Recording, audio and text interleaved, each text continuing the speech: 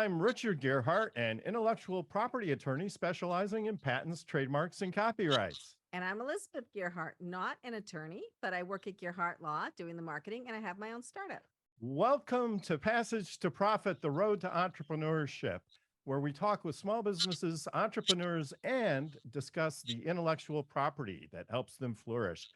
Today, we have Lewis Chaney, founder of Get to the Damn Point. And I'm glad that somebody has finally figured that we need to do that and we need to do it now. And then we have Kareem Cook and Claude Tellis with Naturade. Did you feel like your health kind of took a turn for the worse during COVID? They've been helping everybody recover with this product. So we'll hear all about it in a few minutes. And then Lisa Pietracatella with Sunhead Pillow. This is an amazing invention that you take to the beach. It's incredible. There's nothing else like it. And I'm going to let Lisa explain it. I can hardly wait. But before we get to our distinguished guests, it's time for IP in the news. And what are we talking about today? Well, if you wanted to start a podcast based on a famous person, would you just do it without asking them? Of course. Well, That's just the way we are.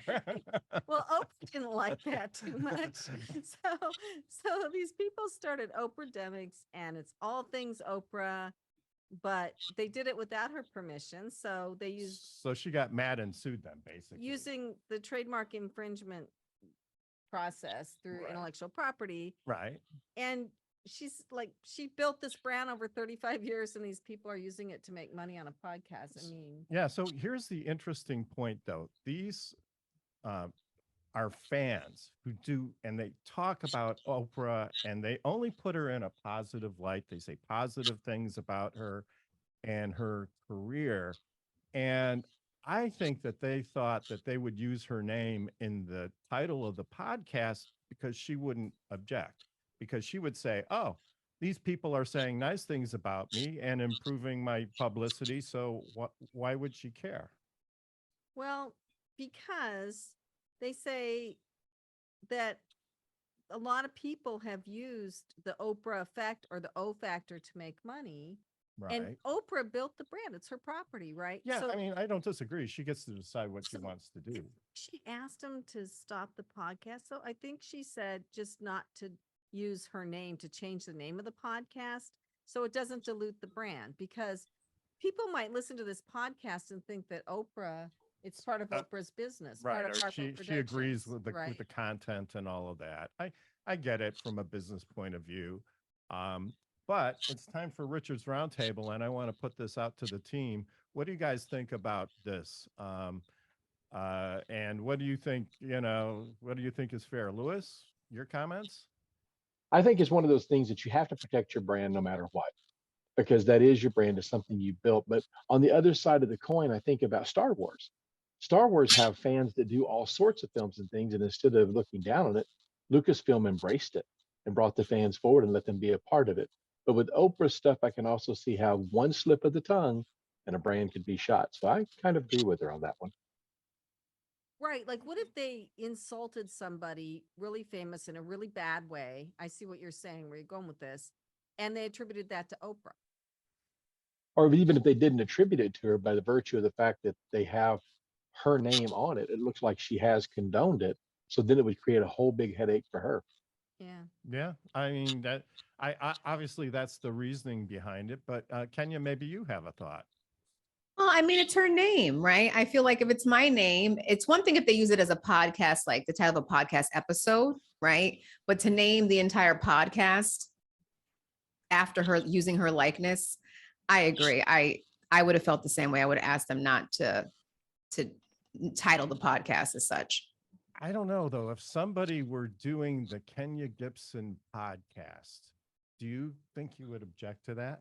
I would, because if I'm not on it and I can't control the narrative and you're using my name, and to Lewis's point, you say something crazy and then my brand is linked to whatever you're saying. No. And she's serious about it too. Don't try that at home, Don't kids. try that on. Kareem, Claude, what do you think? Well, I think that, I agree with what everyone said. It's protecting your brand. And, I'm glad that they're saying great things about Oprah. I'm a big fan of Oprah's personally. But we all know that she's a kingmaker, a queen maker. She mentions a book, it becomes a bestseller. She mentions Barack Obama, he becomes president. Right. So everyone knows she's like the fairy godmother that makes dreams come true. And it's sort of like having her mention your name without having her mention your name in hopes of being, crowned a king or queen. Yeah. Yeah, absolutely. Claude? I think I see it from a business perspective because a lot of times, you spend as a small business person, you spend years and years building something, investing and taking risks to get to a certain point. And then, other people look at an opportunity and want to take advantage of it. So I think people don't always understand that risk and that investment to that point. So I think it's a slam dunk for me on the side of Oprah. Yeah, you look at it, Oprah's already so famous, and she's like one of the most popular people in the world. So is one podcast going to improve her reputation that much? Probably not. But there's also probably a downside. If something does go off the rails, then that could create some sort of problem for her. So, she's already popular enough. And's got enough fans. She doesn't need that much more. But Lisa, maybe you have a view on this. Well, first off, props to them. They went straight to the top. They went straight for Oprah. I mean, they have a big pair. So good for them. I think they would have had a different outcome if they followed the proper channels in getting her permission. Maybe she would have supported them, but since they did not, and I agree, she started off where I'm at now, and now she's Oprah. They definitely needed to follow the proper channels to, to get her permission. So Yeah, she's not wrong. yeah. She's not wrong. And the article said that they're not trying to shut down the podcast. They're just trying to get them to use a different name. So something without Oprah. So, that takes the edge off of it in the sense that they can keep their program going.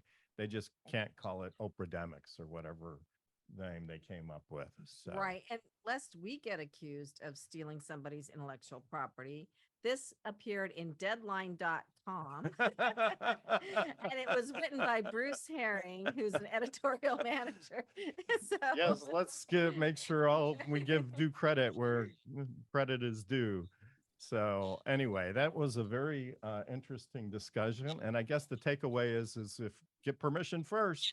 If you're going to go out there and use a celebrity's name, get their permission before you get started. Otherwise, you could end up in the news like this. So anyway, it's now time to speak with our guest, Lewis Chaney. And welcome. You're a repeat offender, Lewis. You've been on the show now twice.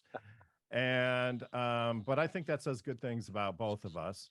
And so you have a sort of platform called Get to the Point. And I couldn't agree with you more, because how many people just talk and they never get to the point. But I know that you're now kind of switching it a little bit to be more of a visionary stance. And maybe you can tell us a little bit about that and explain to our audience what that's all about.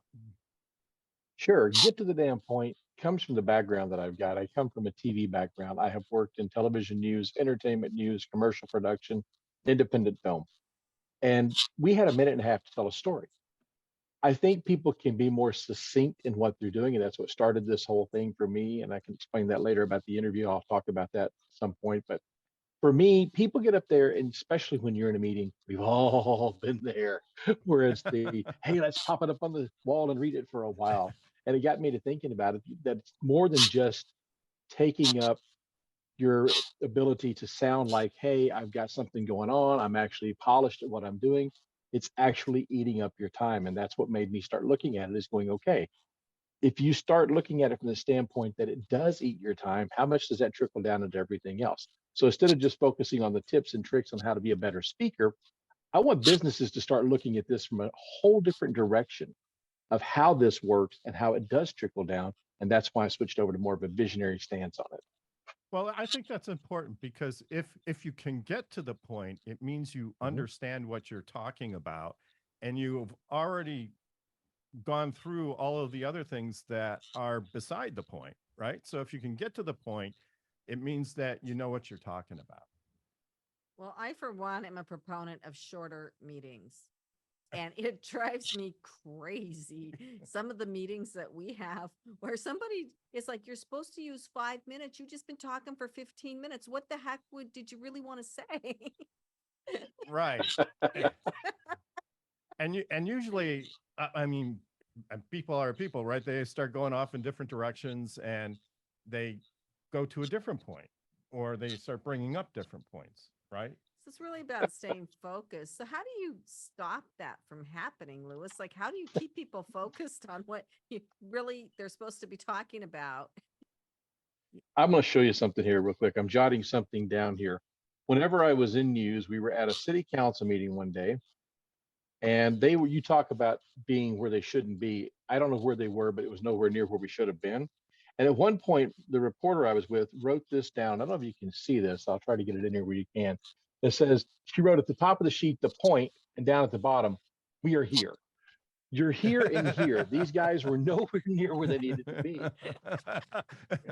So that's why I thought, get to the damn point makes sense, because that's what that was about. But to stay to the point, it's simple. Before you walk into that meeting, know what you're going to say and don't put everything in there. This whole idea that a meeting has to be an hour long is ridiculous. I just coached a lady the other day who told me that the company she worked for told her when she had a meeting, be sure to fill the hour. Huh. Why?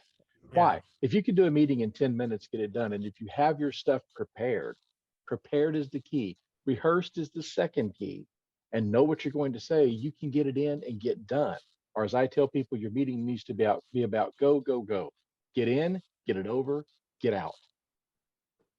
Wow, that's powerful. How do you find the time to prepare for these meetings? Or you're assuming that the person who is running the meeting has done all this.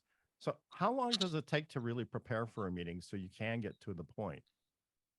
That's going to depend on what the meeting's about. There's all kinds of factors that go into it, but when you're rambling, anybody can ramble for an hour. It's getting it down succinctly takes time. The problem I think with most people is PowerPoints, which are powerless and pointless anymore, are the low-hanging fruit. They create a PowerPoint and they go in and they read it because it's quick to do. It's like the college kid who should have been cramming for his exam, for 3 days, and instead he does it an hour before the test. So they're taking the easy way out. If they took a little more time, they could wind up saving themselves a lot of trouble because they'll be talking less if they'll just take a little more time on the back end rather than making you spend that time. Interesting. Are there times you think when people ramble because they're not sure they're being understood? I don't know that people are rambling because they don't think they're being understood. I think they're rambling because they simply are not sure what they're talking about. At least it's been my experience. They a lot of times will repeat themselves. How many times you've been in a meeting where somebody will say something and they'll repeat it again and repeat it again. And I'm like, look, I got it the first time. Move on to the next point. And I don't think it's because of them being anything except unprepared. Well, do you think it helps in those cases to actually be recording things where everybody can see it? I remember long ago in corporate, we had the flip charts. Remember those? And they would write Pieces stuff. of paper taped on the wall, right? And they would write stuff down. And then if somebody brought up something like way off topic, like, Lewis, what's the weather like in Kentucky? You're like, what? Then they would say, okay, we're going to put that in the garage or whatever over here and talk about it at our And next meeting. at my company, it was the parking lot. So we're going to put that one in the parking lot. We're going to send you to the parking lot. Anyway, yeah, no, what do you think about that? Let's say you did record it, okay? And by show of hands, how many of you would sit through a recorded 1 hour meeting? Oh, a recorded meeting? A recorded meeting. Imagine if they recorded that. We want to have that for playback for everybody. Are you going to sit down and watch a 1 hour meeting? If you watch the 1 hour, nobody's going to watch a 1 hour meeting. They're just not. If you put a 1 hour meeting in, I'm going to sit there and go, no. But you go to YouTube right now. to see how to fix your sink, for example. All right. You're not going to watch a 1 hour video on how to fix your sink or read a big long diatribe on it. You want somebody to get in, get to the damn point, show me how to fix my sink and get over it. And I don't think, recording anything like that's going to help anybody at all unless they're getting into a 10-minute meeting. Right. I love the I love the videos. They're like, oh, so you want to fix your sink? Okay. Well, here are the reasons that you should fix your sink. So let's go through why you want to do this. That's called a webinar. That's when they do that.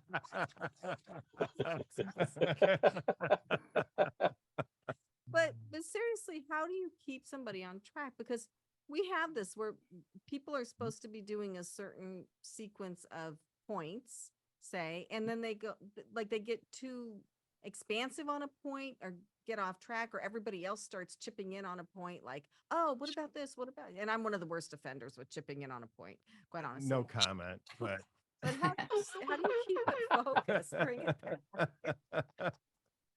Okay, beside the giant hook that you pull them in with, no, that's not what you want to use at all. But you do have to hold people accountable. And I think that's one of the things that, I see, particularly in the training and background that I've got, is you hold people accountable. Have a timer, have a little light there, have people showing them you've got this much time left, and hold them accountable to sticking to the point they're on. And then when it gets to that point, you move on to the next topic. I just want to point out that it is possible with Zoom. They do have timers, apps that you can download, so everybody can see what the time is, and that could be a way to help control things. Well, I know Kenya probably has to go to a lot of meetings. Oftentimes, we try to I get a don't hold of think her. they and have she's in any a meetings meeting. at iHeart. I think it's a meaningless place as far as I've heard. I wish I could say the same. So, what do you think about keeping people It on being a track? meaningless place. No, I don't think any of us are. I mean, we each have a ton of meetings, and a lot of them are recorded, and I would be curious to see who actually goes back and watches them once they are. But I guess my question for Lewis is, how long is too long? Because we talk about, the meaning of time and like getting to the point. Like, how long should it take you to get to the point? For me, 10 minutes. I think if you can get to a point inside of 10 minutes, I mean, I'm thinking about a speech that I'm getting ready to do coming up in October. I'm talking to a Rotary Club, and they've given me 12 minutes, 12 minutes to say everything I need to say. So as a professional speaker, I'm going to fit that 12 minutes in. But people are like water. If you give them an hour, they're going to fill it. You give them 2 hours, they're going to fill it. You give them 10 minutes, make them fill it. But then you're going to make them work harder to get in more stuff than just allowing them to ramble. Right. Well, sometimes I've been known to talk to myself. And when people bring that up, I say, I'm having a staff meeting with, so please don't interrupt me. But I like that 10-minute 10-minute. Yeah. If people can stick with it, ultimately it comes down to the leader of the meeting and what they think is important to get accomplished. And I really do, and it's up to them to say, okay, you guys, we're getting off track here. Let's move on to the next point or whatever. So this has to come from the very top in corporate, right? That's Yes. what your visionary piece is now. So what Look at it. Yeah, what do you say to Go ahead, I'm corporate sorry. leaders? What do you say to corporate leaders about that? We all know that the majority of the public speaking or soft skills and communications is given out to people at the management level, executive and C-suite. That's typically where you see people aim to hit that. My kids are both gamers. Both my kids play a lot of games. And I talked to my oldest son the other day about a game. And I said, son, when you get to the boss level where you have to beat the main guy, do they normally give you a tool to help you do that? And he said, yeah, Dad, they give me something to help beat the boss. I said, what would happen if they gave you that tool at the beginning of the game? He said, I'd win every level. Now think about this. For a boss, the boss level tool is communications, soft skill communication. But instead of doing it up here, what if they took it down to when you onboarded and people were trained at that level to be able to be better, more effective communicators? How much would you save in time? How much you save in money? Give you an example. A company I know had somebody speaking at a meeting that wasn't trained to speak. They were asked to come up and talk about it, and it cost the company a $10 million deal simply because that person wasn't able to communicate well. So Wow. instead of it being here, take it down to here. That's what I'm telling bosses they need to understand. Take this boss level tool to the very beginning of when somebody comes on board. So what kind of skills would you recommend, or what kind of program would you suggest for something like that? Basic public speaking skills are not enough. You've got to make them stronger. Right now, kids are coming out of college, they don't have those skill sets. There was a thing that was done, LinkedIn did a study in 2019 that talked about the personal development of staff. For you to have a better staff, you're going to have to give them these communication soft skills training, which is going to be public speaking, storytelling, how to be able to get to the point, when to rehearse, using PowerPoint more effectively, all these different tools that you can give them to help them learn to be better, more effective communicators, because jobs right now are asking for people to have soft skills. And that's one of the things that they've got to have. And if you give people at your work personal development in that, whatever level they may be, there's a 90, what I think the article on LinkedIn said, there's a 94% more chance that they'll stick around in the job because they got personal development and learn something. So give them these skill sets. I agree. Well, Richard and I were talking about contracts the other day Mhm. and how you should really have things written down if you're doing something with a service provider or something. And we were joking about it. It's like, yeah, the guy said he would paint, but he he, He, it he only wasn't written painted the down. walls. He didn't paint any of the trim. And I came up to the studio and I was like, well, you're not done yet. And he says, well, no, you said paint the room. And that's what I did. And I thought paint the room meant paint everything. And he thought it just meant paint the walls. So So I can imagine being a manager saying, okay, I want you to hit the sales targets.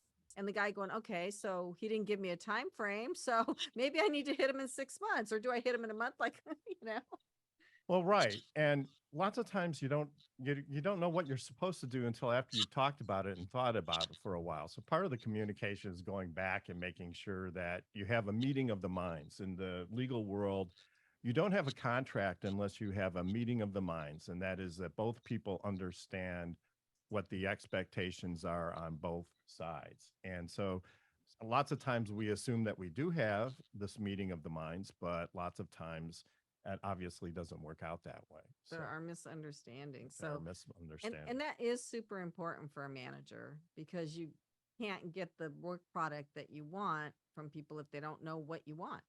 Yeah. Exactly. So,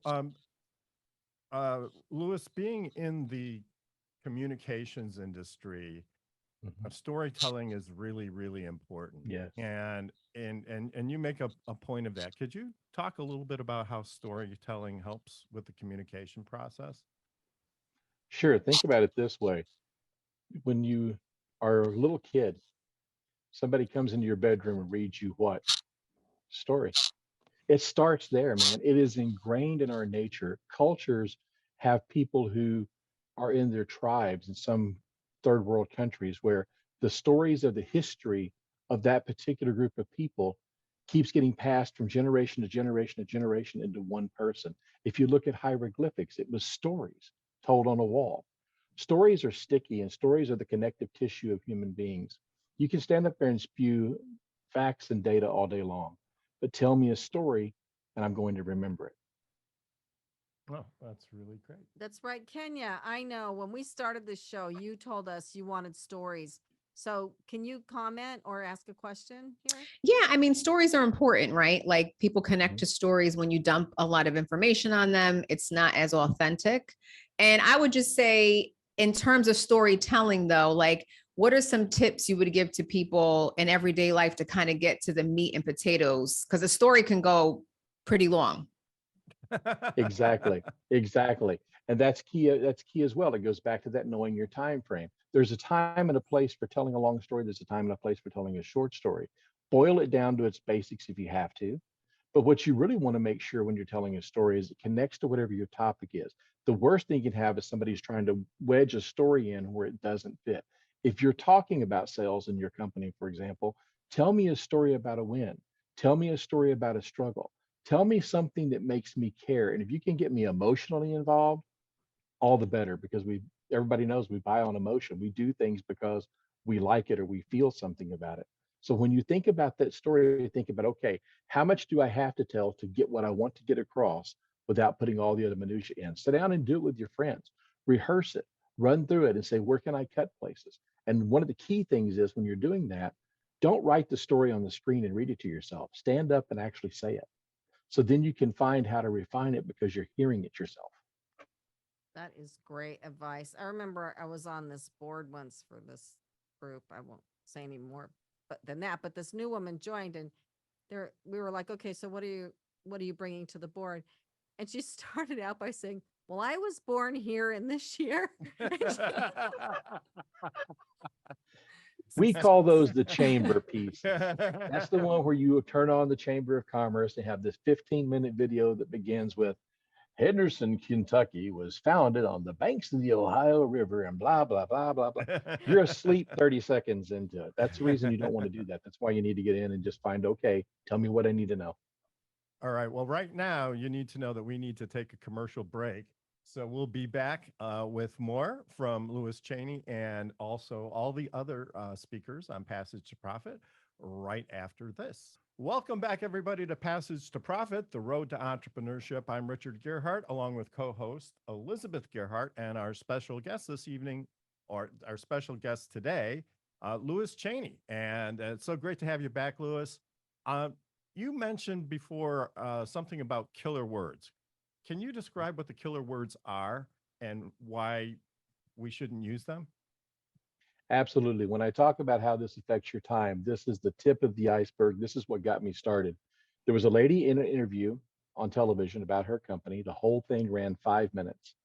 In that 5 minute period of time, she had a lot of what we call filler words, or I call them killer words because they kill your time, like well, but, like, so. The reason being, people don't like to hear silence, so they feel like they have to fill it. So I took that piece from her, I cut it down to where the person speaking with her is out of it, left 3 minutes and 11 seconds. In that 3 minutes and 11 seconds, she used over 70 of these words. I edited it down to just those words. Check it out on my website. It'll drive you nuts. But it came out to 37 seconds of just, well, but, like, so, well, but, but, so, well, like, but. If you had taken this lady and she had spoken for 30 minutes, she would have lost 6 minutes of time to these words by themselves. And real quickly, the fix is simple. It's just like when you have somebody catch on fire, you stop, drop, and roll, stop, drop, and pause. You know it's coming, you can hear it, you stop speaking, pause.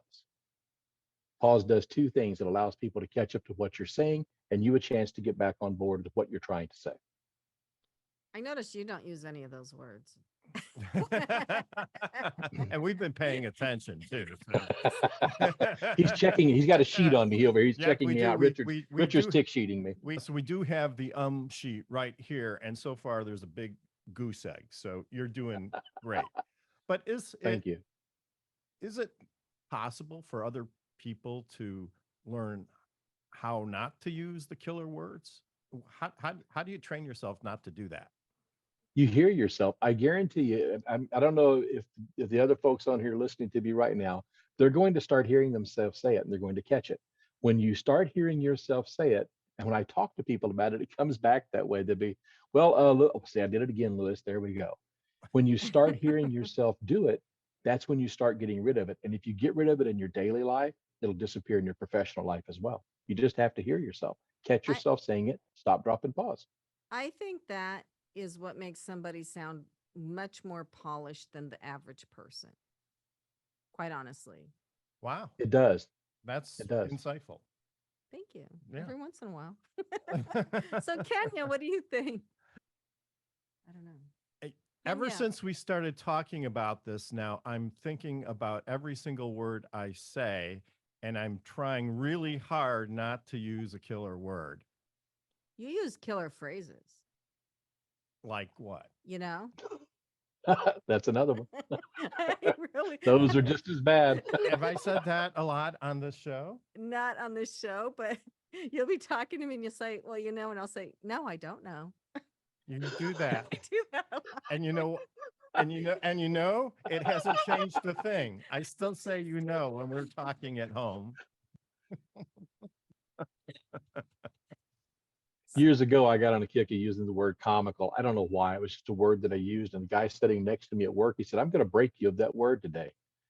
All day long, every time I said something to him, he used the word comical. By the end of the day, it was out of my vernacular. Oh, that's a good Gone, idea. just gone. That's a good idea. I'm gonna start Well, doing that to you. I could see if you used it a lot, how it would get tiresome after a while, right? You would, and you suddenly realize that you're probably driving people crazy or something. But yeah.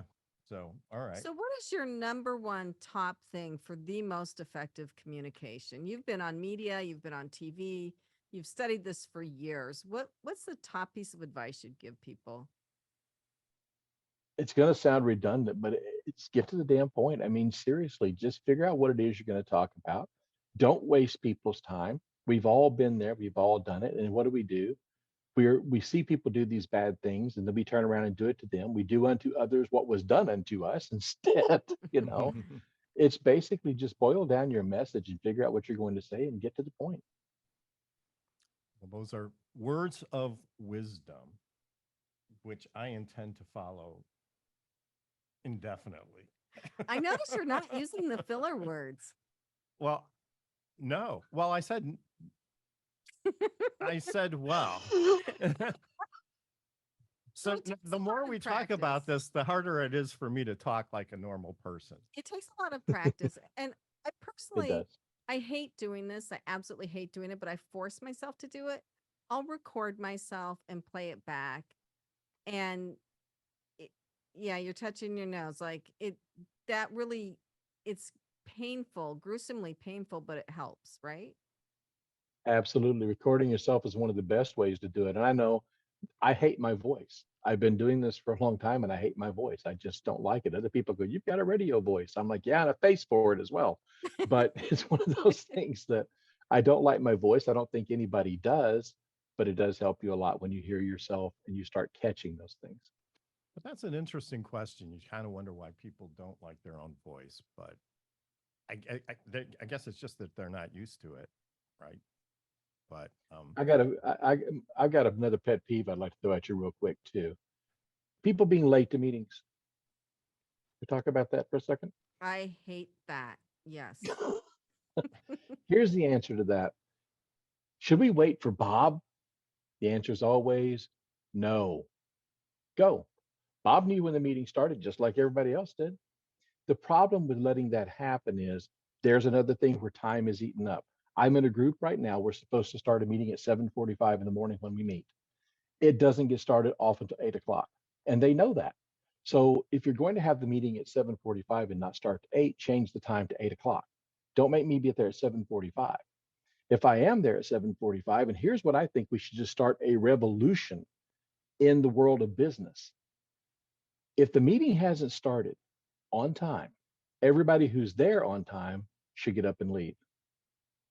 So that way, only the people who are going to get to hear the meeting are the ones who came in late, which is going to be less. And I guarantee you, if everybody in bulk started leaving meetings because they were waiting for Bob to get there, they would change this over time and meetings would start on time. And if meetings started on time, they're going to get out quicker, then you're going to be saving time. I agree that meetings should start on time. I also feel like, though, that there is some genetic component to this because she is looking at me again. there are people that are Why? always on time. Only bring up the genetic piece if it had to do with me. There are people that are always on time and people that really struggle to be on time. And I don't think it's anything other than just the way their brain is wired, right? Because they don't want to be late, I don't think. And for some reason, it's just really difficult for them to be on time. And if you told them the meeting started at 7 and they got there at 7:30, you could tell them the meeting started at 6, they'd get there at 6:30. You could tell them 8, they'd get there at 8:30. So it's not even what time the meeting is, it's just that they're always late. Well, as somebody who occasionally is late to a meeting, I would say that there's defend several yourself. reasons for this. One is you consistently underestimate the amount of time it's going to take to get you to the meeting, right? And that's an important part. And if you are especially busy, you're trying to get every little thing in and done before the meeting starts. And you're like, okay, one more email and then I can go to the meeting. And so I'm not saying that those are good reasons. I agree with with Lewis that we should just go ahead and start the meetings. But I mean, those are frequently the reasons. So But it does cost money. His point is it costs a lot of money. right, If you have people that are billing out at $500 an hour, I don't think that we bill that high, but let's just say that you're a white glove law firm in New York and they're billing at $1,000 an hour and you have 5 people sitting around. That's Right. a lot of money to burn through for nothing. right. And that's why God invented cell phones, because if you're waiting for somebody to show up, you can still do your email and send text messages. And but no, I agree with your point. I think it's really important that people be on time, and I couldn't agree with that more. So tell us about your TEDx talk, because we haven't even touched on that. The number of times we've spoken to you. I'm kind of curious how you got, well, obviously you have a lot of bona fides already, but how did you get a TEDx talk? Because those you have to go through a whole process, I understand. And then how was it doing it, and what was the topic? I think I know the topic, but The topic was you won't die from public speaking, but your deal might, because everybody fears public speaking. Oh my God, if I speak in public, I'm going to die. You're not going to die. You're really not going to die. You may be embarrassed. You may feel like it. But here's the thing, people are rooting for you. And for the TED Talk, whenever I got into it, it came around to Evansville, Indiana. And I put in for it, went through the process, and just simply got picked is what happened. They liked what I was going to speak about. And then when I got on the stage and had a chance to do that, part of what has become Get to the Damn Point, that wasn't even really formulated yet. That was the beginnings of it for me, to be able to point out some of the things that you've heard me talk about already, the ahs and ums and stuff like that. And to get a chance to be on that red circle as a speaker, that's like to me the equivalent of somebody who's a country music artist standing on that circle at the Grand Ole Opry. You know what I mean? It's a revered spot. So to be standing on that red circle, talk about something that makes you nervous and puts the pressure on. That did. And for me, that was kind of saying, okay, if I can do this, then I can handle just about anything else. But it was a wonderful experience. And for those who are out there who would like to speak, I would highly recommend pursuing a TED Talk. A TEDx is a great thing to get into. so do they mostly look at your topic or how you present, or do you know, is it everything? It's across the board. Give you an example. One of the guys that was on with me, he had been in an accident and had lost both of his arms from the elbow down in an accident. And this guy comes out on stage and holds up, he said, let me show you the things I can now have. He held up a shirt that said on it, look, Ma, no hands. Oh, Because geez. the guy said he was laughing he was basically taking the fear of being, got to look at him and go, oh man, I feel so sorry for him. He didn't want you to feel sorry for him. He wanted to show I have an active life in spite, because he has 2 robotic arms. He has 2 bionic arms. This guy got on the stage. Obviously, he has a whole different story than I've got to tell. So I think they look at it from the standpoint of, what is your message? Do you have a message worth telling? Do you have a message that will resonate with people? Can it lift up? Can it inspire? Can it motivate? Can it help people with their life? And I think that's one of the key things they look at. That's really Do great. they edit out all the filler words, the killer words, or do people that go on there just not Can't use do it them? on video. The funny thing is, we had a lady who was on with me, and at the last minute, everything she'd practiced, she decided before she took the stage to get rid of it and just wing it, which is not the best idea. But she's winging a TED talk. And you would think people would be, I think people who are not speakers would think that the audience is going to be, well, you should be better than that and all of this. If you could go back and watch that talk, you hear the audience going, you've got this, girl, we're behind you.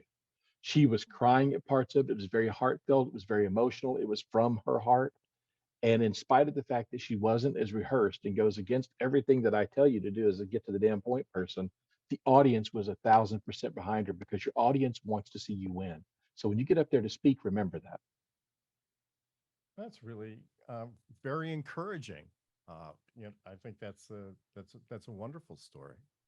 So It is. So you can pretty much have any topic then, as long as they find the topic interesting, as long as they think most people will find it engaging, right?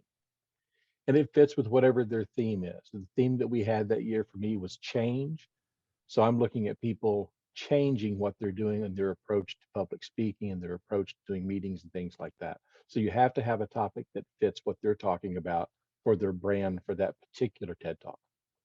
That's really great. Okay. And then they travel the country and they do auditions in different places. Is that They're all over the world. There are TED Talks everywhere. TEDx's okay? particularly are easier to get to. The big main stage TED Talks are bigger. You think about your Brene Browns, people like that, Mhm. but they were TEDx's to start with.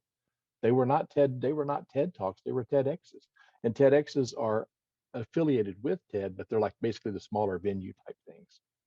Oh, Right. really great to know. Unfortunately, we have to take a commercial break, but we'll be back with more Passage to Profit right after this. Well, welcome back, everybody, to Passage to Profit. That was Lewis Chaney, and with just a wealth of advice about getting to the point and how to handle meetings and the importance of storytelling and the nasty things about PowerPoint, all wrapped up into one presentation. We are now on to Power Move, and Kenya Gibson is here. Hi, Kenya. Hello, how are you, Richard? Great to see you again. Who is our Power Move?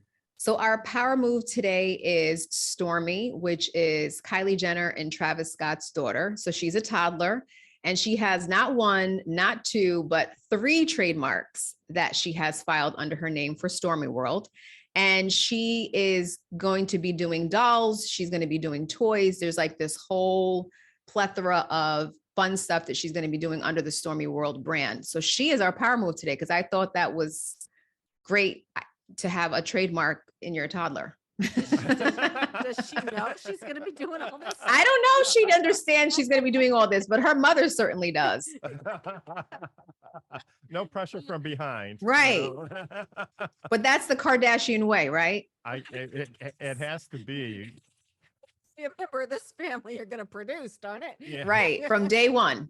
Absolutely. Well, one Contribute. of the youngest inventors I had was 7 years old. We actually Oh. did a patent for him, and he had, I don't think he would mind if I mentioned it, but he had a new type of dry erase board, and he actually received a patent on it. And as like one of the youngest inventors ever, he was like on ABC, Good Morning America, all of these morning shows, and of course, his mom was there. She was a teacher, and so she really emphasized the importance of it. So it's just very interesting how some young people can be very creative. And I think when I look back at my childhood, there were very few child stars, and now it's completely different, right? People see that young people can do things from a very early age, right? So I guess Kylie Jenner, is that her name? She's getting started early, She's right? it's never too late or never too early to start a life in entrepreneurship. That's for sure. That's true. Absolutely. Absolutely true. Well, thank you for that, Kenya. And it's time for Fireside. Elizabeth, the floor is yours. Yeah. So for those of you that don't know, Fireside is my startup. It's a video directory of small businesses online. I've been working on it for a few years now, and I'm feverishly trying to finish my patent application. So I am a patent agent, so I can write my own patent applications, although I'm not as good as the people like Gearhart Law that do it every day for a living. It's like So patent agent. That just sounds so mysterious, it you is know? And like- important. Yeah, like a Yes. Tom Cruise movie or something, you know? But yes, but so I did a provisional almost a year ago, and now I have to do the utility, which is the one that is like the real one. So the provisional is like the placeholder, and the utility is like the real one. So I have to finish it, and I was looking for a software to do flowcharts. Since it's a tech project, it needs flowcharts, it's business method. And Canva has software for that. I've used Canva for years for creative things like Instagram covers and YouTube thumbnails. Their software is amazing. So I was able to do all my flow charts and even some other figures that had different things, and I'm using Canva. So that made my life so much easier. So I just have to finish it up now before September 21st and get it on file. I'm sure you're well on your way, but it is an interesting comment about Canva. And if you're a do-it-yourself patent writer, one of the things that you usually have to include with your patent are illustrations. And people sometimes use PowerPoint for the flow charts, but the hard part is drawing the figures and the people when they need to show up in the drawings. And Canva gives you a really nice tools for being able to do that. So I think that was a great find, Elizabeth. Everybody Yeah. at the firm was excited about this for drawings. And while, we always recommend that you work with a professional, if you decide that you want to try it on your own, using Canva would be a really good, It's a good place tip. to start, Yeah. and then you have a patent professional look it over. I mean, but doing the drawings and the flow charts and everything really is a way to solidify your idea so that it's in a form where other people can understand it, I think. And then when you write the patent, you can get to the point. Yes. Well, the claims you have to get straight to the point, right? But the specification, you throw in everything. Right. you can That's think of. the kitchen sink section. So on to our next presenters. So we have Kareem Cook and Claude Tellis with Naturade. And this is something I'm really excited to hear about because they've made a huge impact over these last couple of years. So please welcome and tell us what you're doing. Thank you. Appreciate you having us on. My name is Kareem Cook. I'm Claude Tellis. And together we're the co-owners of Naturade. First, just wanted to say I really, really enjoyed Lewis Chaney's presentation. He dropped some real gems that, I've used some of those over the course of my life. From Mark Twain to Bill Clinton, and I think Winston Churchill have said, had more time, I'd have written a shorter letter. And we in our community have transitioned that to the 5 B's, which is be brief, brother, be brief. And I use a lot of killer words. So although I got all those points, I'll probably break every rule he set forth. So Claude and I own a company called Naturade, and our vision and mission is around reversing pre-diabetes and diet-related illnesses and underserved communities, as well as just the population at large. We have been inspired by people in our families who have died from diabetes and heart disease. And it started off when we were in college at Duke University, having these conversations, 30 years ago. We came out to California. We saw that after graduating from business school, I should say, we saw that they had a child obesity crisis out here, which was pretty shocking to us, both being from the East Coast, because on the East Coast, we think of LA and LA life as being like what you see on Baywatch, and everybody's in like perfect shape. And, Yeah. you get out here, we saw all these kids, and we realized they had a 40% child obesity crisis. And so we looked at each other, we said, why don't we do something about it? And in the efforts of the 5 B's, I'll just tell you that within 2 years, we ended up going to war with the major soft drink companies. We ended up cold calling the president of the YMCA and just telling him that he had soda machines in his lobby. What are you doing trying to kill these kids? Ran that same gay play with a bunch of high school and middle schools. And at the end of year 1, we had 26 YMCAs, 7 public high schools and middle schools, completely taken out the junk, replaced it with healthy beverages. And year 2 sort of led a charge of health teachers and some other folks, lobbied the school board and got the law changed, banning junk food in all the public high schools and middle schools in Los Angeles. And that's 2 years after living in LA. Wow, I need to come across you in an argument. Holy mo- Actually, that's can you come to our impressive. kitchen and do the same thing?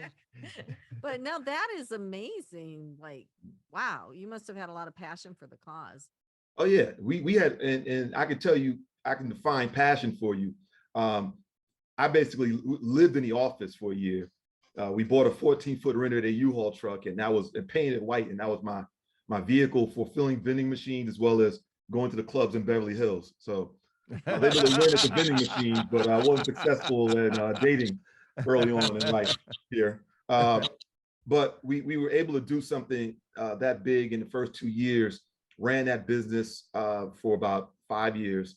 And then we decided we wanted to do something grander and ended up raising money and capital from individuals at Duke University, members on the board of trustees, and buying Naturade in 2012. Naturade had been around since 1926 in different forms and variations. They were sort of like the first Whole Foods. They had branded products, and we saw an opportunity to buy it on the cheap and redirect the company in the areas that we wanted to direct the company, which is really bringing high quality, whole food quality products to the Walmart consumer. The idea was, why should my mom in the Bronx, New York, have to get on a bus and a train to get to a Whole Foods in Manhattan when she should be able to have access to the same quality food by just going right outside her door or having it shipped to her house? And so that's in a nutshell. I'll let Claude pass it over to you. Yeah, I mean, so our company now actually, we're really excited. We just inked a deal with Magic Johnson, and we're one of the first Black-owned companies to get into Costco. And so we sell a product called Naturade plant-based, weight loss shake that's in Costco. We're in 112 Costco's, and this product is really our, step one is for people to eat better, right? And it's like, let that food be that medicine. And so I think my people are from Louisiana, so we grew up eating every different piece of the pig, and no one talks about eating veggies so much. And so there's this whole movement now in terms of eating your veggies, and we call it being plant-based. And so in our industry, we recognize that we're in like a $60 billion industry that's growing like 9-10%. However, there's 100 million people who are considered pre-diabetic, according to the American Diabetes Association, and another 30 million people who are type 2.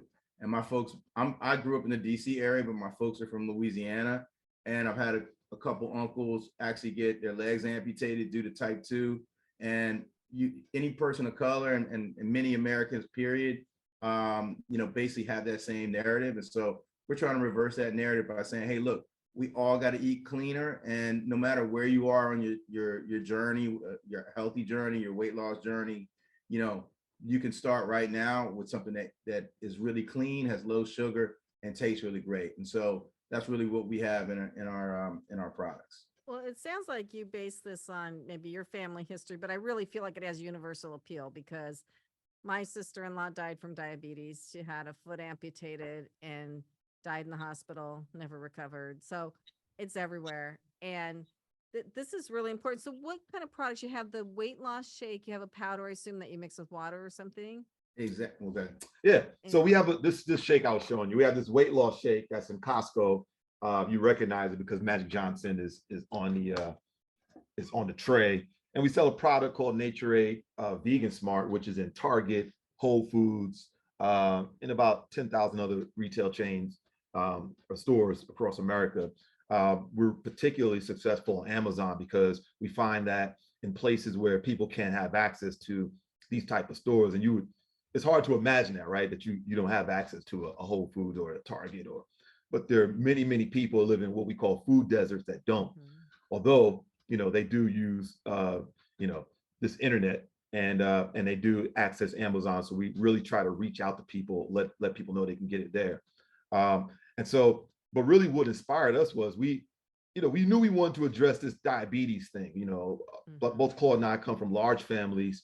And because it was our families, we thought it was okay, it's Black people, but we realized that it's sure there are, Black people over-index with diabetes and diet-related illnesses, but the point you're making, it's almost cultural. So in the South, everyone's eating the same diet. Everyone has that same eating culture, and there's sort of it's this festivity around eating and enjoying that. That's part of, what we do to have fun. And unfortunately, it's leading to bad health outcomes. And so there's an educational piece that goes around it, which we like to participate in as well. We go around and we haven't done any TEDx talks, but we do talk to a lot of people when we get the opportunity to sort of educate folks. And we bought the company. We thought that maybe we could find some magic pill, like a blood glucose pill or something that sort of could reverse this. But then we encountered two people who just happened to be our friends, who we discovered reversed their type 2 diabetes by just going plant-based. And that was just mind-blowing. And so, but we had to be real about it, right? We know that most people, only 5% of the population are vegan. We know that most people won't do it. And so our message, in order to be palatable, is, look, we know that you will most likely not get to this endpoint of being vegan or plant-based.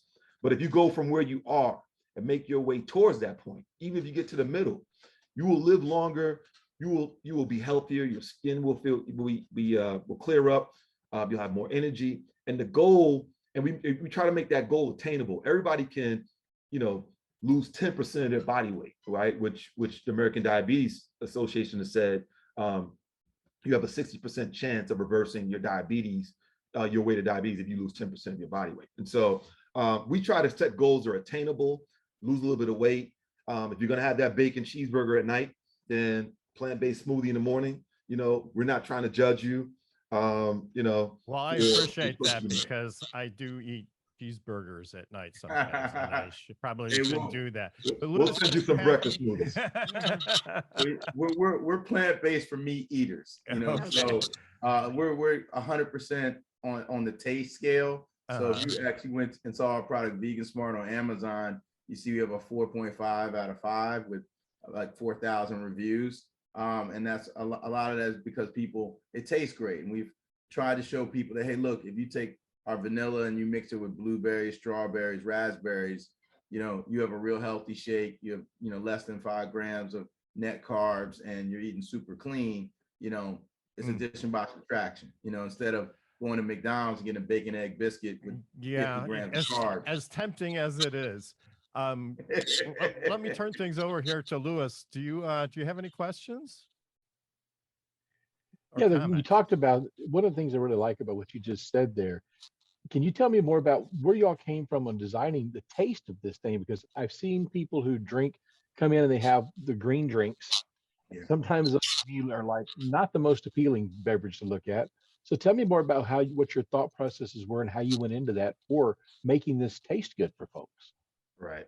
So there are consumers like your like the whole food consumers or a person who shops at Joe's health food store who is fully aware of the health benefits of eating clean, understanding the products they're looking at, and it don't have to taste good. They're just doing it for that purpose. They understand, right? But we know that the greater need is the people who we're asking to put down the grape soda, right? It better taste good if you're going to ask them to do that, right? And so, sure, we don't have 0 grams of sugar like what you might find in a Whole Foods, but 5 grams or 4 grams is still low glycemic, right? And it's enough to make the product actually taste good, using fruit as well to flavor. And so we knew that was important. That was something that sort of differentiated us from other companies that sell similar products, right?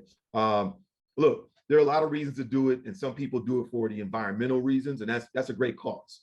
Some people do it because there's a cow named Carol that they love, and they just they don't want to see Carol meet her end, so keep the liver alone. And I get that too. But I had 2 aunts and 4 cousins die during COVID, right? Oh, and the thing that they all had in common was their diabetes, right? That's what made them. That's what increased their risk that if they went to a hospital, they weren't going to come out, right? That was the differentiator, and that was what people realized. We've been trying to do this since 2012, but it wasn't until 2020 that it resonated with people.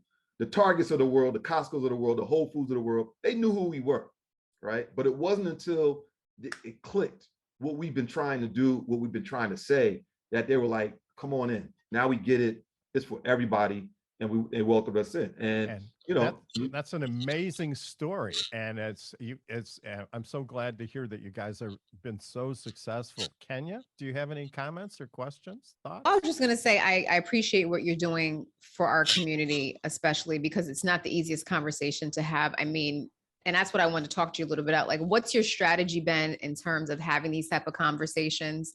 And what has the response been from people that look like us? Because we're not always like, hey, talk to us about being healthy. And there's also a very unfortunate preconceived notion in communities of color that eating healthy is expensive. So do you think that you're offering a solution with this particular product to solve that? Absolutely. I mean, well, Kareem could talk more about some of our marketing activations in terms of the conversations with people. But what we try to do is really make an intentional effort to let people know that we're out here, and let people and first of all make the product accessible. So going into Costco, that's 100 million people nationwide going there. Obviously we're on Amazon, so we made the product real accessible. But I think that, you know, relative to having that conversation, I think a lot of things have been done for us, to be honest with you. The first thing is that there's been some amazing Netflix documentaries. So one was called What the Health. So in our space, there was like, you know, Forks Over Knives was like kind of the animal rights one. Cowspiracy is more the environment, but What the Health is, you know, 100 million people saw that. And that really kind of talked about, you know, eating cleaner, and as you eat cleaner, you know, that tying those causalities to outcomes. And so I think having that as kind of like a platform, and that a number of celebrities have seen the movie and commented on it, that we've been able to take it to the next level by partnering with a gentleman named Badass Vegan, who's kind of like our, you know, spokesperson. He's, you know, vegan, intermittent fast, and, you know, as a bodybuilder. So he looks amazing, 6'8" pack type guy, but he's coming out with a new movie called They're Trying to Kill Us. And that's basically linking hip hop music and talking to people in the urban communities about what's happening in our communities with, hey, the food industry is kind of targeting us and quote unquote trying to kill us, and that we actually have to, you know, arm ourselves with some knowledge. And as many people know, once you get the hip hop community behind something, you've got a huge voice, and you've got something that makes it cool, because people don't always do things because of the facts. They do it because it's the cool thing to do, or they do it because it's the scary thing that's happening. And so I think, you know, focusing on fear and vanity have been the two types of pillars that have focused us around that conversation. And so I know Kareem, you might want to tell her a little bit about that. I'll add to that. You know, we discovered an anecdote when we were going in these schools and taking out the soda machines and putting in, you know, water and juice and healthy products. You know, the kids were mad at us at first, right? You know, but then we would do these celebrity games, and we bring like the cast from Barbershop, Michael Ealy, and, you know, all these Joe Torre and these different people that play celebrity games. And afterwards, they would talk to the kids and be like, look, I'm the coolest person you probably have seen in the last month, if ever, right? But guess what? I don't eat anything that's in that vending machine. That's what being cool is. And when that didn't work, we had this doctor come in, and he would give a slideshow and videos about kids getting their limbs amputated, right? So, you know, being cool and not wanting to be maimed were the two things that mattered. And guess what? It's the same motivational factors for adults, right? Because I was going to say both work for me too. right? So you know, so after that, What the Health movie came out, it's funny, I mentioned Michael Ealy because we had him come to, but he also was on the set of Think Like a Man, and they were all watching this What the Health, and he came out and told us what he thought about it. But you can't go to a restaurant, you'll hear in a rap video, like the Nobu's or the world, you know, they're always talking about these high-end restaurants, and there not be a meatless Monday menu, right? You know, I had some friends who play in the NBA. They were out here for the All-Star game in LA, and they were like, hey man, let's meet up for dinner afterwards. And I'm thinking they're gonna go to somewhere like Mr. Childs or somewhere, you know, that Future just mentioned, or some, you know, they're like, no, we're going to Gracias Madre, which is a big vegan restaurant. We get there and it's like, yo, this is the A-list party up here. What's going on, right? So it's the cool thing to do. And again, people don't want to die, right? And so now when you confront them with what's definitely going to happen, you know, it's really motivates people. Well, that's so funny, because Kenya and Richard and I are going out to lunch in New York on Friday with the rest of our team, and we're going to a 5-star rated, Expedia rated, or TripAdvisor rated vegan restaurant. It'll be my first time. And you'll be seen. The paparazzi will follow you around. I'm going to bring a cold hamburger with me and put it in my briefcase. Sorry, that the food is really good. Yeah. And vegan food can be really good. And it sounds like what you've made is good. I wish we could talk longer. And I really hope you guys go on more media, because you guys are great. And it's been really fun. But we have to go on to our next segment, who is also going to be really great and fun. We love her too. So how can people find your product? What's the name of it? You can find us in Costco. You can find us in Whole Foods. You can find us in Target. You can find us on Amazon for sure. And you know, just follow us. You can follow us at Naturade Life on Instagram as well as Twitter, and at Live Vegan Smart. And so just Yeah, Yeah, so you can okay. follow us there, and you'll see us everywhere because we've been Okay, doing a lot of And media. it's spelled Naturade. Yep, So, Naturade Life. Mhm. okay, so everybody look for that. I'm gonna look it up. I could, I'm switching my diet. I just went to a nutritionist and you know what she Oh. said to me? More vegetables, Elizabeth. Oh, yeah. Oh, You yeah. can do it. You can do it. Well, now that I know vegan is cool, I guess I'm going to have to jump ship Never and. be cool. Hey, So- we're what sushi was in the 90s. Right. So we're going to go on to our next presenter, and she has something really fun and really cool. It's called Sunhead Pillow. Her name's Lisa Pietracatella. She's a client of Gearhart Law. We actually bought one of these, or bought About two of them. Sent one to our daughter. So Yes. Lisa, please tell us all about your really cool product. First off, hi everyone. How are you? It's a pleasure being here, and thank you for having me on again. And I really enjoyed the other people's segments, so thank you. But so where do I begin? Okay, let's try and not use all these killer words that Lewis was talking about.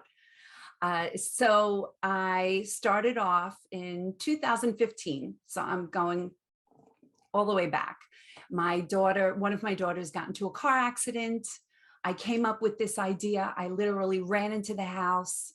I drew up this schematic. I thought of a name, put everything together, ran into my family and said, oh my gosh, I came up with this great idea to make everyone more comfortable and happy.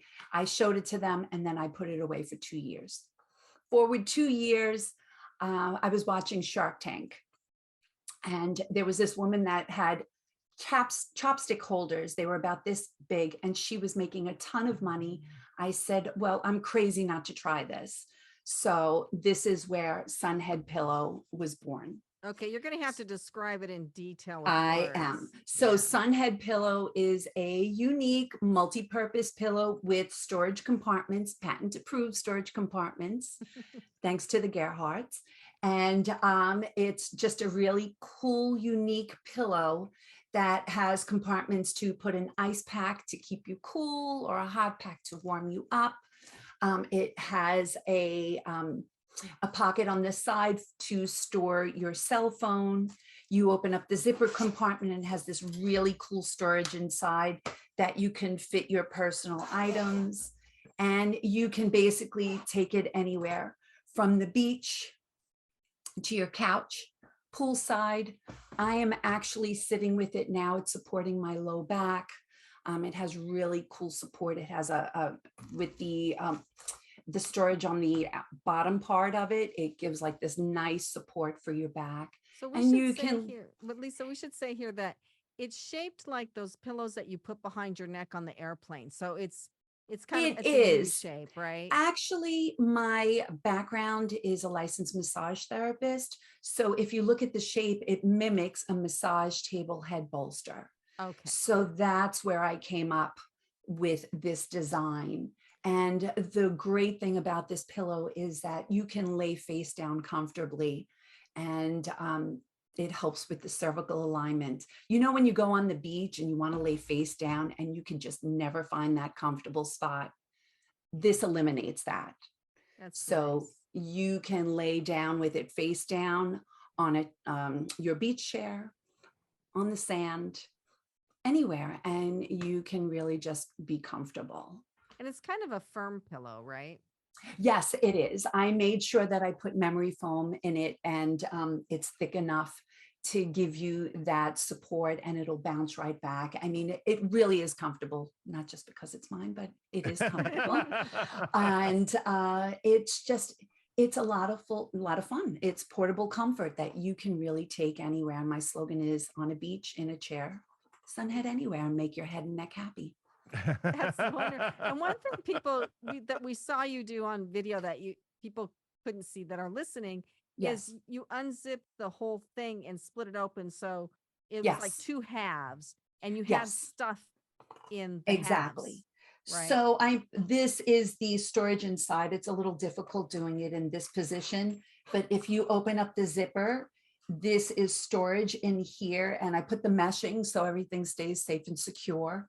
There's also a pocket here that you can put money, your jewelry, just to keep it safe, close to you. And there's also this adjustable bungee cord that you can attach to most chairs just to support it for your comfort. You can also use it to carry it that way. And also there's two little straps here to hold it like a little purse. It comes with a gift with purchase. There's a little mesh bag. I know a lot of people use it for their children. They can throw toys in there. And you can put your wet bathing suit or just for anything. My mother uses it for her medication for when she travels. She just puts it in here so she knows exactly where it is and you don't have to worry about anything. That sounds really great. So it sounds like a great product. So what are your next steps in taking the pillow to the next level? Yes, so I launched in March and I've been having excellent feedback. I think I'm right where I'm supposed to be, so I'm really comfortable with the way things are going. I enjoyed listening to the other entrepreneurs here because it's just, I'm always learning. This is not my background. I am new and I'm excited, I'm hungry. So I will do anything to make this grow. So currently I am on social media. It's under Sunhead Pillow on Facebook, Instagram, TikTok, which has been a lot of fun. I have two daughters that are in their 20s and I've taught myself everything that I've posted on there and I'm having a lot of fun with it. Are you dancing with the pillow or anything like I am that? doing some crazy stuff, but it's all good. It's all positive. Two So, colors, right? It comes in aqua and yellow. so this is a family business. This is geared. What motivates me, you asked about motivation, is my family. My daughter who got hurt motivated me to do this. So all the colors are named after family members and they are also on my packaging. So the one I just showed you is Kiss Me Yellow after my niece. This is Jenna Blue. So that's my daughter, Jenna. And the daughter that motivated me is on the back. She's Nicole Me Pink. I have Glammy Apple Red.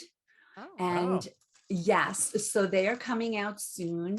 Proceeds will be going towards cancer research to help find cures for cancer and also to help cleaning up our oceans. And I'm also coming out with the camo for the camping, all those campers that are out there. Right. There's another one in the works. This actually does float. So for the boating industry, I've had a lot of requests for that. So I will have an accessory that will make this waterproof, completely waterproof. So I have a lot of different things happening and I'm really excited to take it to the next level and make everyone's head and neck happy. That's my goal. That sounds to bring great. joy. Yeah. Kenya, do you have any comments? No, I think your product is great. I mean, Thank you. Would you say it helps people improve their posture? Because that's something like that I've been trying to work on. And I feel like it's hard to find products that speak specifically to posture issues. So I'm not a doctor, so I can't claim that, but I do believe it can help aid with making your cervical alignment more aligned, actually, and just to help eliminate and reduce that pain or discomfort. So I would like to think so that it could help aid towards it. I cannot make that claim, but I think it absolutely would help with your spinal alignment for sure. And the reason why I bring that up is that's a very untapped market for like the pillow product category. So, I mean, if there was somebody that kind of did something in that lane, I think they'd make a lot of money. Absolutely. So I currently work in a doctor's office that offers physical therapy, chiropractic, and acupuncture care. And I'm having excellent feedback with the patients. Several of them have been buying them. They love it. And I'm getting positive feedback after they do purchase it.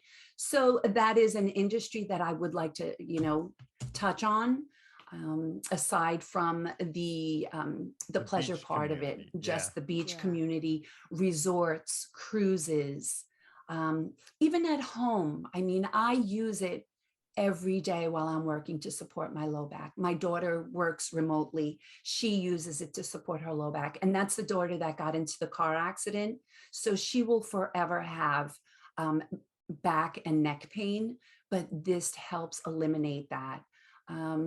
I use it watching TV, so it really is a multi-purpose pillow, and I'm very proud of it, and I'm looking forward to sharing it with everyone. Well, if you need marketing ideas, I mean, Kenya is amazing. So Oh, Thank thank you. you. Yes. yeah, she has a lot of great She ideas. has a lot of great ideas. Lewis, Thank you. I appreciate it.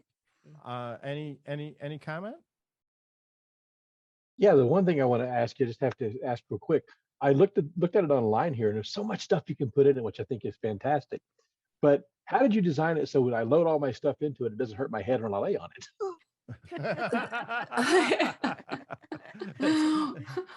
Well, great question, first off, and thank you for asking that. So as you can, well, I guess you can't see, but this bottom storage portion is a hard shell. So this was made with a mold. So this is for all your storage. So, and I designed this to make the memory foam thick enough so the bottom portion doesn't affect you when you're laying down. So that's why I made this as thick as I did. And I made sure I tested it and played around it and smashed. You mean you went to nestled the beach into it. Yeah. I went to the beach a lot. Yeah. Don't tell all my secrets. Well, no, the storage is on the sides too, so that's not going to affect you. But Yes. Well, this is for your phone. Right. So, and this would, or I mean, you could use it for anything really, but the idea was to have it close enough to you so you don't miss a call. You can listen to music or whatever you'd like to do and just keep it on its own to itself. So yeah, I mean, that's really a nice idea, because if you do go to the beach, you get sand everywhere and in everything. And so this provides a place to put it so that it's, who wants to get sand on their phone, Exactly. So, and you can be comfortable while and you have all your stuff secured. And you can just check out and relax on the beach and get tan and be happy. Just go for it. Wouldn't this be great on the airplane too? Yes. I mean, you have everything right there. So you put your bags up above and your stuff under your feet. But then if you need something, it's right there and by your face. Yeah. Absolutely. And then you have the neck rest too, right? So. Yes. So my daughters and I, we take the table down and then we put it and we put the pillow down and we lay face forward. That is excellent. Richard is giving me the signal that we have to wrap up. Yes, so, yes. And I've been ignoring him because I enjoy talking to you, but I think he's thank you so much. In a minute. I'm going to start using killer words and not the type that Lewis was using. Sunheadpillow.com. Is that the best way to find you? Yes. It's perfect. Yes. Okay, great. Well, thank you. Yes, you're welcome. Listeners, you are listening to Passage to Profit, Road to Entrepreneurship with Richard and Elizabeth Gearhart. Our special guest, Lewis Chaney, and we will be right back. Well, welcome back, listeners, to Passage to Profit, Road to Entrepreneurship. Our special guest today was Lewis Chaney, founder of Get to the Damn Point. So if you missed anything, go back and listen to the podcast, wherever you get your podcasts.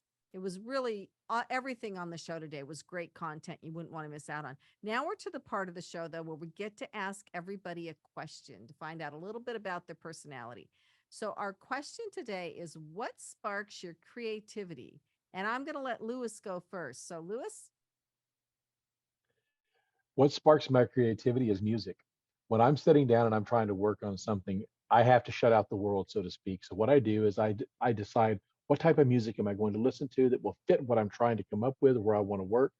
I put on my headphones. I shut out my family. I have been hit in the head more times than I can count with a towel because my family can't get my attention. So they throw it over at me to get my attention. They use a towel, not like my family that uses a stick. Well, but anyway. yeah. But that's what I use. I use that to really draw me in and be able to work on what I need to work on. So music helps me a lot. That's really Excellent. great. That's a creative solution. Yeah. So Kareem, what is your spark of creativity? What sparks you? Well, I would have said music is mine as well. I love being in my car and taking long drives, and but I also like to think about problems. We've all been inundated with CNN and the news and these kind of things, but I just like to know what's going on in the world, and I don't like to opine as much, and it's not really welcome anymore. But I like to think about solutions and think about having a definite opinion on different things that are happening. And I find that when I do that, like I stay awake and my brain cells are sparked, and then I could just move on. Early in the day, I'll just watch world events and think about them. You'd like to think about like social events and social trends and politics and those kinds of things, and that helps you Yeah, in the so creative process.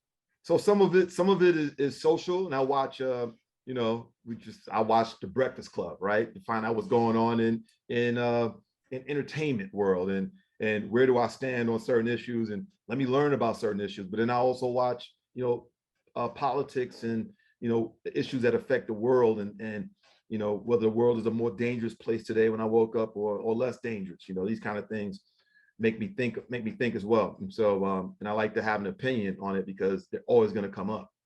Yeah, that's really great. I want to go on to Claude now. Claude, what sparks you? Yeah, for me, it's cycling, and something that basically I hadn't done before, honestly, until I was really more of a football, basketball type person in my younger years. And when COVID had us locked down, I said, "Hey, I'm gonna go back to riding a bike," and that's really where I noticed just getting out, that when you start viewing that as a part of your workday, that the endorphins get juiced up, and particularly if you can get out there early and just kind of it really gets the juices flowing for me. And I start to view it as like a part of my workday, because like it helps me actually think about what's going on and come up with solutions. And then in our new work world, I actually take a lot of my phone calls from the bike trail. So don't let your schedule bottle you up. Like, get on the bike, go out, and then take your calls from the road, so to speak. Well, I see why you guys work so well together. That's great. It's like you have different ways, like you're completely different ways, but you bring them together. And that's what you want, right? So, Lisa, what about you? What motivates me is my family and just people in general. I work in a doctor's office. I see many different people all the time. I used to work in a restaurant years ago, and people fascinate me. I look at how they move and how they walk because of my background. And with the world being so heavy today, one of my motivations, aside from my family, friends, and just people in general, was just, I think everyone needs to pause a minute and just, with everything being so heavy, just be light and enjoy life a little bit, and just take time, just have a timeout and just chill a little bit and just make yourself happy. Great. So, Kenya, what sparks you have the biggest well of creativity of anybody I've ever known. What sparks your creativity? Well, I can't take credit for it. What I will say is what sparks it is a good old shower. I swear I get the best ideas in the shower. So if you're looking for a good idea, get me in the morning or get me before I go to bed, and you're good to go. But I would say God, I get a lot of great divine inspiration from him. I feel like I can't take credit for for good ideas, because I feel like it's all divine inspiration. So I would say God plus a good shower equals a good result usually. Okay, well, we are getting very different answers from everybody. So this is cool, though, because it really shows there's a variety of ways. So, Richard, what sparks your creativity? I'm almost afraid to ask. Coffee. I just drink a lot of coffee, and I get zooming on coffee, and that's when the creativity starts to flow. So it gets interrupted a lot too, because I have to make trips to the men's room. But beyond that, No, I want to disagree with you, knowing you as well as I do. You have come up. this is my spot. No, I you get to come up with some of your best ideas. I get to say what I want. You've come up with And some it's of your coffee. best ideas when you're on a plane or we're in the car. Well, that's true. If you're really being serious about it, it's when I'm completely isolated and I don't have any fear of interruption, and Yeah. I can just focus on something. And that's when that's right. I do come up with a lot of ideas, but I'm also drinking coffee. Well, so I'm kind of in the same ballpark as Claude. So my creativity is best sparked when I'm out in nature walking or just even walking outside down my street. It's like something about being outside where and I don't take electronic devices with me, where there's no electronics and like there's nobody to really bother me, or like I know I'm completely alone, I think too, but just something about being outside and walking, moving outside really sparks my creativity. So there we I, have I it. think I think though, just in general, communicating sparks your creativity, because whenever we're talking about something, you come up with a lot of good ideas. Well, that And too. so, the brainstorming Yeah, process brainstorming helps results in a too. lot of good stuff. Yeah, So I agree. So now we are on to our wrap up. I guess it's time. All good things must come to an end, even passage to profit, at least for this week. Yes. So if you missed anything, our podcast is out tomorrow, and really everybody was phenomenal on the show. So our guest was Lewis Chaney, founder of Get to the Damn Point. He talks about communicating and communicating effectively and without a lot of extra words and a lot of killer words. Keep it succinct and get to the point. Yes. Thank you. So his website is gettothedamnpoint.com if you want to find out more about him and see how he can help you. Then we had Kareem Cook and Claude Tellis with Naturade, naturade.com. So they are really on a mission. This is more than just a product for them. They're on a mission to make the world healthier and make communities healthier with their products and their education. So I applaud them. Yeah, I think they're doing a fantastic work. And I love the idea of putting a little sugar into the protein mix, because I've tried some of those and they're just awful. Just awful. Just a little sugar goes a long way. So I'm down with that. Guys, I'm going to be buying some of this stuff. And next time you see me, I'm going to be totally buff. Lisa Pietracatella with Sunhead Pillow. What a creative, wonderful idea. It's a pillow that helps you take it to the beach, you take it on the plane, you take it to a hotel, anywhere that you need a pillow, and you can store stuff in it and it helps your posture.